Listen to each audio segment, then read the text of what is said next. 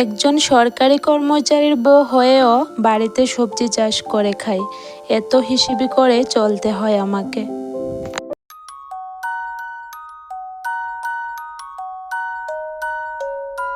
রাধে রাধে বন্ধুরা, good morning. কেমন আছো তোমরা সবাই? আশা করছি সবাই খুব ভালো আছো, সুস্থ আছো। আমরাও ভীষণ ভালো আছি। আজকের দিনটা হলো সোমবার, আর তোমরা তো জানোই সোমবারে আমার কিন্তু তাড়াহুড়ো লাগে, একদম 4টার দিকে ঘুম থেকে উঠতে হয়। তো একদম 4টার দিকে উঠে ব্লগটা শুরু করে দিয়েছি। এখানে বাইরের ওয়েদারটাও তোমাদের সাথে একটু দেখিয়ে দিলাম। দেখো এখন অবধি কিন্তু ভালো করে ফর্সা হয়নি, অন্ধকার রয়েছে। তো আমি একটু বাইরে হাঁটাহাঁটি করছি, তাহলে কি হয়, মনটা ফ্রেশ হয়ে যায়। আর একটু হাঁটাহাঁটি করলে শরীরটাও ভালো লাগে। একটু ঠান্ডা ঠান্ডা পড়ছে বাইরে। এই ঠান্ডার মধ্যে একটু হাঁটাহাঁটি করে ব্রাশটাও সেরে নিয়েছি। এখন মুখ ধুয়ে চলে আসবো ঘরে এসে রান্নাটা বসিয়ে দেব। এখানে দেখো আমি গতকালকে রাতে চুলাটা ঢেকে রেখেছি, আর তোমরা তো জানোই আমি সবসময় গ্যাসের চুলাটা ঢেকে রাখি। আর এখন বাসি চুলাটাকে একটু মুছে নিচ্ছি, মুছে রান্নাটা বসিয়ে দেব।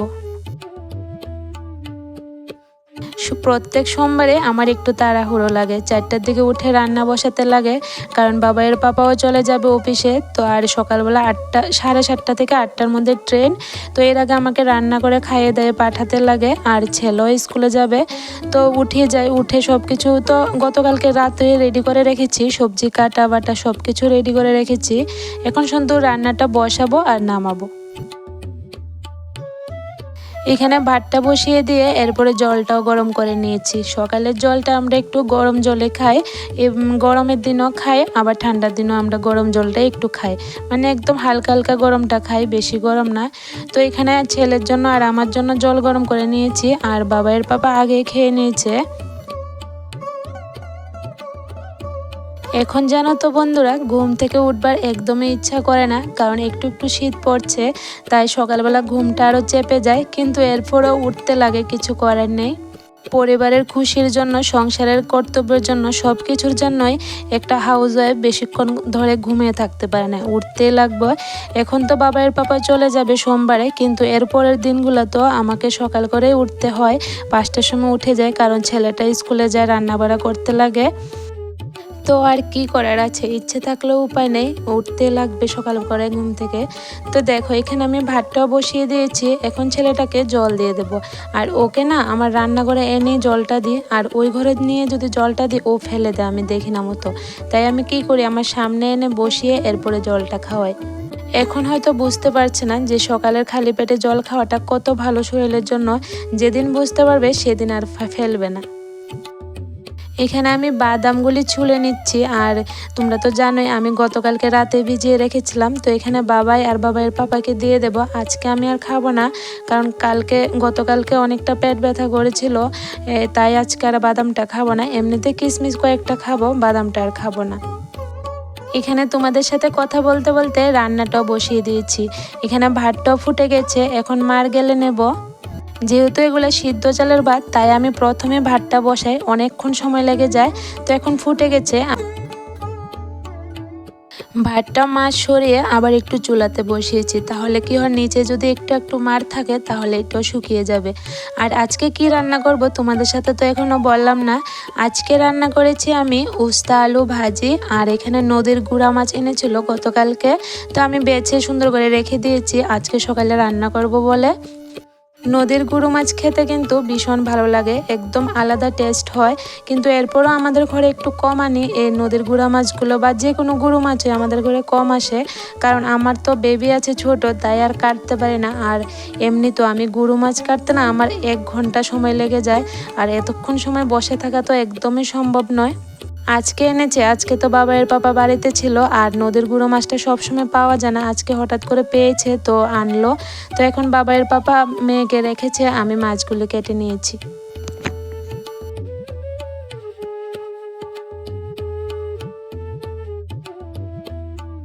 এখানে আমার রান্না বাড়া একদম কমপ্লিট, এখন ভাত বেড়ে নিচ্ছি।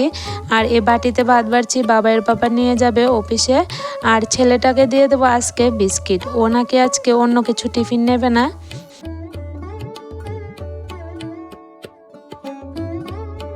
বাবা ছেলে খেয়ে দিয়ে রেডি হয়ে চলে গেল। এখন আমার নিজের জন্য একটু চা করে নিয়েছি, আর আজকে লিকার চা খাবো বিস্কিট দিয়ে। এর মাঝখানে মেয়েটাকেও খাইয়ে দাইয়ে আবার ঘুম পাড়িয়েছি। এখন আমি চলে আসলাম একটু আমার সবজি বাগানে। তো দেখো এগুলোর মধ্যে একটু জল দিয়ে দিচ্ছি। এখানে ধনে ফেলেছি গতকালকে, তো আজকে একটু জল না দিলে আবার ভালো হবে না। আর দেখো বন্ধুরা, গাঁদা ফুল গাছটা কতগুলি গাঁদা ফুল ধরেছে, খুব সুন্দর হয়ে ফুটেছে। তো ভাবলাম তোমাদের সাথে একটু শেয়ার করি।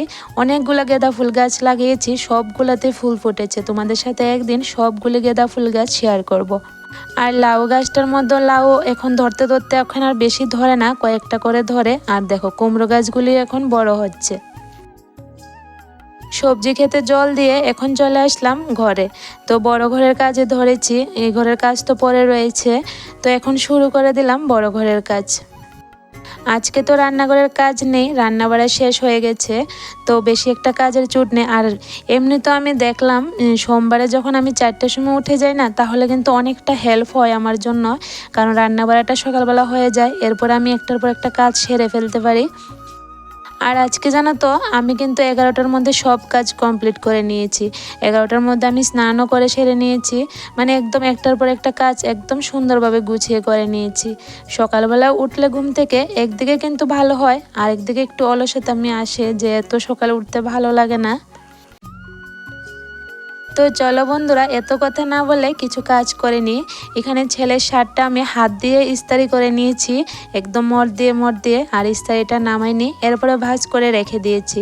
এখন বিছানাটা গুছিয়ে নিচ্ছি। তো চলো বন্ধুরা, আমি এদিকে কিছু কাজ করতে করতে তোমাদের সাথেও কিছু কথা বলি। আমি এ কথা কেন বললাম, একজন সরকারি কর্মচারীর বউ হয়েও বাড়িতে সবজি চাষ করে খায়, এত হিসেবে করে চলতে হয় আমাকে। হ্যাঁ, এটা বলারও কারণ ছিল, কেন বললাম সবটাই তোমাদের সাথে বলবো। আমি যখন সবজির বাগানে কাজ করি, তখন একজন আমাকে দেখে বলছিল যে তোমার হাজব্যান্ড চাকরি করে, এরপরও তুমি সবজি করছো, তাহলে এত হিসাব করে চললে কিভাবে হবে, আমাকে বলছে। এরপরে আমি ওনাকে বেশি কিছু জবাব দিইনি, একদম চুপচাপ রয়েছি। আচ্ছা বলো তো বন্ধুরা, আমরা কি হিসেব করে চলার জন্য সবজিটা লাগাই? আমরা কি সবজি কিনে খেতে পারি না বলো তো? অবশ্যই খেতে পারি, কিন্তু এরপরও বাড়িতে একটা দুটো করে সবজি লাগাই। এটা তো আমরা শখের জন্য লাগাই, যে আমাদের শখ বাড়িতে একটা দুটো সবজি লাগাই। আর এমনিতেও দেখবে সবসময় কিন্তু বাজারে যাওয়া হয় না, তো ঘরে হঠাৎ করে কিছু না থাকলে ক্ষেতের থেকে এনে রান্না করা যায়। বিশেষ করে সবজিটা আমি আমার শখের জন্য লাগাই। যখন বীজগুলি ফেলাই, এরপর একটু একটু করে বড় হয় চোখের সামনে, দেখতে এত ভালো লাগে, তাই আমি সবজি চাষ করি। তার মানে এটা নয় যে আমি হিসেবে বা কিপটে এজন্য বাড়িতে সবজি লাগিয়ে খাই, একদমই না। তাই আমি এই কথাটা বললাম যে একজন সরকারি কর্মচারী বউ হয়েও বাড়িতে সবজি চাষ করে খেতে হয়, এত হিসেব করে চলতে হয় আমাকে। তোমরা অবশ্যই বুঝতে পেরেছো আমি এই কথাটা কেন বললাম। এখানে তোমাদের সাথে কথা বলতে বলতেও আমি অনেকগুলা কাজ সেরে নিয়েছি। ঘর গুছিয়ে নিয়েছি, এরপরে ঘরের জিনিসপত্রগুলো একটু একটু করে মুছে নিয়েছি। এরপরে ঘরটা ঝাড় দিয়ে এখন বারান্দাটাও মুছে নিচ্ছি, ঘরটাও মুছে নিয়েছি। মেয়েটা তো ঘুমাচ্ছে, তাই ভাবলাম না বাইরের কাজটা পরে করব, উঠোন ঝাড়টা পরে দেব, আগে ঘরটা মুছে নিই। ও উঠে গেলে আবার মুছতে পারবো না, পিছল গায়ে পড়ে যাবে। তাই আমি আগে ঘরটা মুছে নিয়েছি, আর বাইরের কাজটা এখন শুরু করব। সিঁড়িটার মধ্যে একটু একটু করে শেওলা পড়েছে, দেখো সবুজ হয়ে রয়েছে, আবার মর দিতে লাগবে। কয়েকদিন পর পরে এটাকে মর দিই, এরপরে শেওলাটা পড়ে যায়। আর এখন তো শীতকাল এসেছে, কুয়াশা পড়ে, আর শেওলাটা একটু বেশিই পড়ে। এখানে আমি কিছু ঘাস তুলে নিচ্ছি, অনেকগুলো ঘাস হয়ে গেছে ছোট ছোট। আর আমি সবসময় ছোট থাকতে ঘাসগুলি উঠিয়ে নিই, বাড়তে দিই না, বেড়ে গেলে আবার উঠাতে পরিশ্রম হয় আর অনেকটা সময়ও লাগে, তো ছোট থাকতে উঠিয়ে নিই। আর এটা হলো পুদিনা গাছের চারা, একবার না মরে গিয়েছিল, এরপরে আবার এটা বেঁচে এখন পাতা মেলেছে অনেকগুলা। আর ঘাসে একদম ভর্তি হয়ে গেছে, এখন ঘাসগুলি একদম পরিষ্কার করে দিয়েছি ভালো করে। অল্প থাকতে যদি ঘাসগুলি পরিষ্কার করে দিই, তাহলে কিন্তু আর বেশি হতে পারে না। আর যদি না করি, তাহলে এত বেশি ঘাস হয়ে যায়, পরে পরিষ্কার করাটা অনেক মুশকিল হয়ে যায়, মানে দেরি হয়। আর বাচ্চাকে নিয়ে তো এত কাজ করা অনেক সময় সম্ভব হয় না। এখানে আমি উঠোনটাও ঝাড় দিয়ে দিয়েছি, এখন জল দিয়ে এই জায়গাটা ভালো করে ধুয়ে দেব, কারণ এই জায়গাটার মধ্যে ঘাসগুলো যে ফেলেছি এগুলো যে যাচ্ছে না, তাই আমি জল দিয়ে দিয়েছি। আর দেখো আমি এখানে কি করছি, লঙ্কা গাছগুলি তো তোমাদের সাথে আমি সবসময় শেয়ার করি, তোমরা অবশ্যই চিনবে লঙ্কা গাছগুলি। এই লঙ্কা গাছগুলি আগে আমাদের ঘরের সামনে ছিল, আর এগুলাতে একদমই রৌদ্র লাগে না, এজন্য একটু পোকা ধরে যাচ্ছে আর লঙ্কাগুলিও বেঁকা বেঁকা হয়ে যাচ্ছে, লম্বা হচ্ছে না। তাই আমি এগুলোকে কি করলাম, টেনে এনে রোদের মধ্যে দিয়েছি। এত ভারী ছিল যে এগুলাকে টেনে আনতে আমার কোমরেও ব্যথা হয়ে গেছে, কারণ একদম ভর্তি ভর্তি করে মাটি দেওয়া আছে আর মাটির ভার তো জানো অনেকটা। তারপর আমি কষ্ট করে আস্তে আস্তে করে টেনে এনেছি।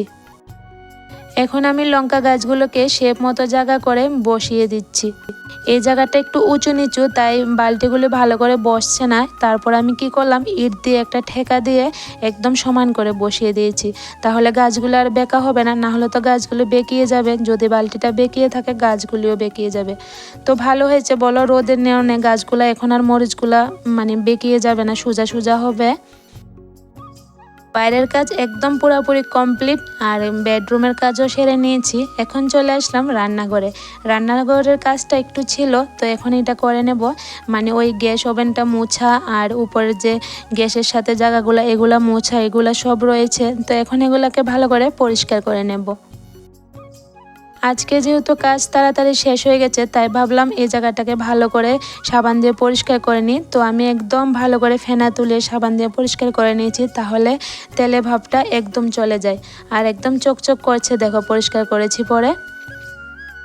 প্রথমে একটা কাপড় দিয়ে ফেনাগুলি মুছে নিয়েছি, এখন আরেকটা ভালো কাপড় দিয়ে সেলফটা মুছে নিচ্ছি। দেখো একদম চকচক করছে, দেখতে কিন্তু ভীষণ ভালো লাগছে। রান্নাঘরের কাজ সারতে সারতে মেয়েটাও ঘুম থেকে উঠে গেছে, ও কিন্তু আমার সাথে দাঁড়িয়ে আছে।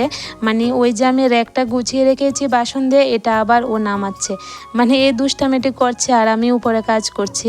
তো ভাবলাম যে করক, ও আবার যখন ঘুমাবে গুছিয়ে রাখবো। তো এখন আমি রান্নাঘরটাকে মুছে নিচ্ছি আর মেয়েটা বারান্দাতে খেলছে। আর দেখো চালের ডামটাকে আমি একটা কাপড় দিয়ে বেঁধে রেখেছি।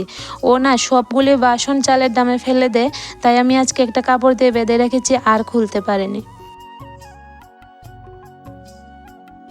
রান্নাঘরের কাজ কমপ্লিট করে এখন স্নানটা সেরে নিয়েছি। তো বন্ধুরা, আমার ব্লগগুলি তোমাদের কাছে কেমন লাগে অবশ্যই জানিও। আর একটু হলেও যদি ভালো লাগে তাহলে একটা লাইক কমেন্ট শেয়ার করে দিও, আর চ্যানেলটাকে সাবস্ক্রাইব করে আমার পাশে থেকো। তোমাদের ভালোবাসা আর সাপোর্ট থাকলে আমি এগোতে পারবো। তো প্লিজ বন্ধুরা, আমার চ্যানেলটাকে সাবস্ক্রাইব করে আমার পাশে থেকো। সোমবারের পুজোটা বাবাইয়ের পাপায় দিয়ে যায়, এখন আমি ঠাকুর প্রণাম করে নিচ্ছি। তো চলো বন্ধুরা, আজকের ব্লগটা এখানে শেষ করে নিই।